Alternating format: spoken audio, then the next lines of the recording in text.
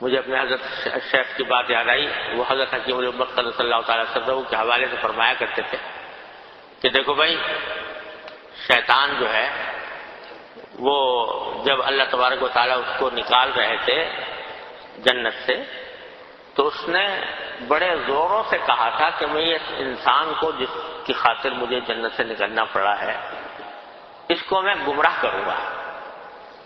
تو کیا کہا تھا؟ لَآتِيَنَّهُم مِّن بَيْنِ أَيْدِيهِمْ وَمِنْ خَلْفِهِمْ وَعَنْ أَيْمَانِهِمْ وَعَنْ شَمَائِلِهِمْ. میں ان کے اوپر حملے کروں گا، ان کے سامنے سے بھی، ان کے پیچھے سے بھی، ان کے دائیں سے بھی، ان کے بائیں سے بھی، یعنی چاروں طرف سے حملے کروں گا شیطان کے اوپر. شیطان کہتا ہے میں انسان کے اوپر چاروں طرف سے حملے کروں گا، سامنے سے بھی، پیچھے سے بھی، دائیں سے بھی، بائیں سے بھی. تو حضرت حکیم الامت صلی اللہ علیہ وسلم فرماتے ہیں کہ دو سمتیں بھول گیا، ایک اوپر کی، ایک نیچے کی. تو ایک اوپر سے حملہ کرنے کا ذکر نہیں کیا، ایک نیچے سے حملہ کرنے کا ذکر نہیں کیا، دائیں بائیں سے کیا، آگے پیچھے سے کیا. تو معلوم ہوا کہ یہ دو سمتیں جو ہیں وہ شیطان کی دست رس سے محفوظ ہیں انشاءاللہ، ایک اوپر کی، ایک نیچے کی.